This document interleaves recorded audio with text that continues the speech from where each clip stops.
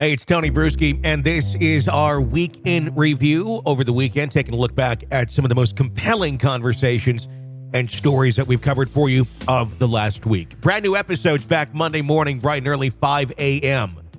here on the podcast. This is an examination of the hidden human condition. This is the Hidden Killers Podcast. The Hidden Killers Podcast. With Tony Brueski. Robin Dreeke is with us. Retired FBI special agent and chief of the Counterintelligence Behavioral Analysis Program.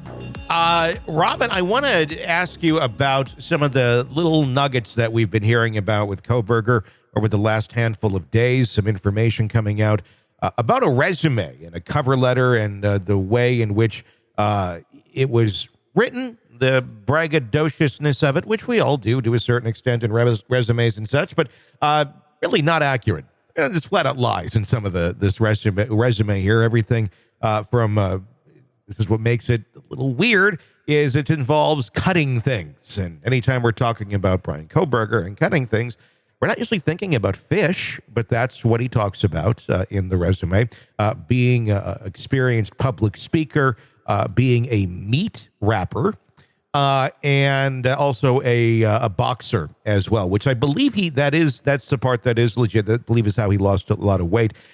Now that we know this, does any of this coincide or have anything to do or could be used or will be used in the prosecution of him being the alleged killer of the 4 college students in Idaho? First, wow, I didn't see the resume and I was digging and I apologize for that. Sure. But yeah. Getting to the statement you just made, it just fits his pattern of, again, as I always got to say, I'm not a licensed clinician, so I can't assess psychopathy. But one thing psychopaths have is this intense need of grandiosity and this flamboyance about them. And look at me and look how awesome I am. So it completely fits the pattern of doing that he wants to be the best at whatever he puts down. And again, that's why he always looks like a shocked student that handed in his term paper of look, I killed 4 people and he got caught. Very much so. Some of the things that were on the resume included being a public speaker, which he really was not, a boxer, which they do say that's true. That's how we believe he lost 130 pounds years ago. But then some of the other things are fish cutting, which I guess never happened. He was working at a butcher type place. The butcher said he was there for 3 weeks and he didn't work out, but he put on his resume he was there for months. A meat wrapper, and he was trying to get a security guard job, which I believe he did get on and off. A lot of it having to do in creepy ways with using knives or being in a place of power in terms of security and things of that nature.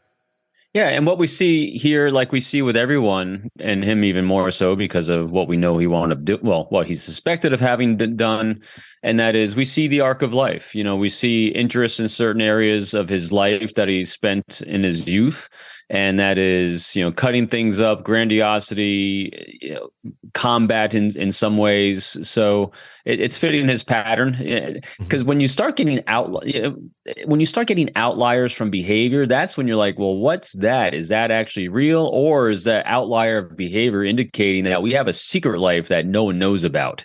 And so for him, I think he has actually believe it or not, is pretty transparent throughout his entire life with the issues he was dealing with, from the times of his earlier text messaging or postings he was doing online of not feeling anything and all these things he can put down on a resume. Now, granted, we're all putting things on resumes from time to time that we want to inflate ourselves to get the job. But you're right. The things he selected, put on that resume become very congruent with the patterns of behavior we start seeing in his life later on. Are we going to continue obviously we're talking patterns of life and things of that nature. Just as this gets deeper and deeper and we learn more and more, some of it just seems kind of creepily, I don't know. You can look at it and go, well, that's creepily, it fits him in terms of, what he was into or what he liked to do. And then you match it to a crime. Are we just going to keep seeing more and more of these things, do you think, in terms of connecting other things in life that had nothing to do truly with the murders, but very much behaviorally do fit the pattern for who he is.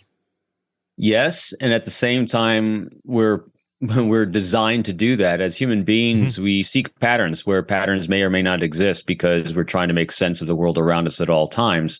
And so right now, everyone dealing with Kohberger, with everything they look at, we all have a confirmation bias. We're looking for things to be connected to the end result that we suspect he did.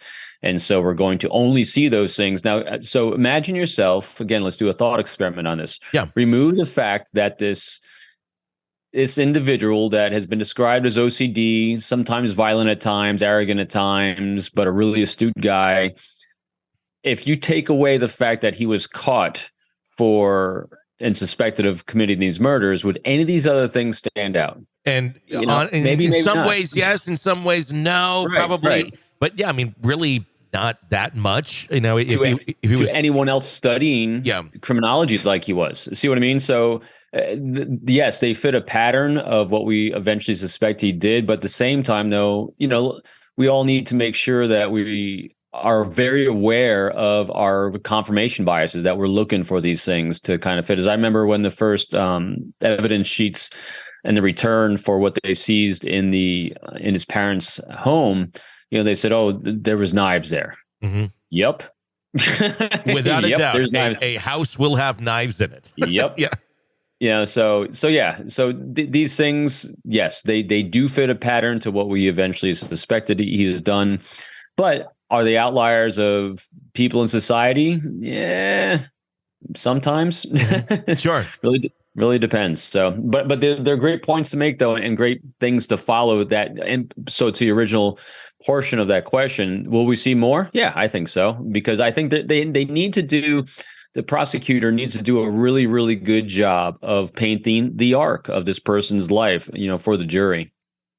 This is an examination of the hidden human condition. This is the Hidden Killers Podcast. The Hidden Killers Podcast. With Tony Brueski. Robin Dreeke, as always, thank you so much for providing your insight onto the program. Very, very helpful as always. Hey, if you like the podcast, you want access to ad-free episodes, we can do that for you. Sign up through Apple Podcasts right now. You'll have access to all of our True Crime Today family of podcasts, all ad-free when you sign up there. Do check that out. Even try it for 3 days free right now. I'm Tony Brueski. Stay with us.